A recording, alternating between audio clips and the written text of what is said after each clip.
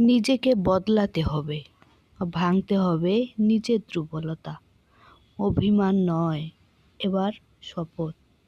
নরম মনকে করতে হবে পাথর। অবহেলাই হবে আমার আগুন। কাদা শেষ, এবার দাঁড়ানোর পালা। ভাঙ্গা স্বপ্নই হবে আমার অস্ত্র। এটা কারো দয়া নয়, নিজের শক্তি। হার মানাও নয়, এবার লড়াই। লড়াই হবে এবার।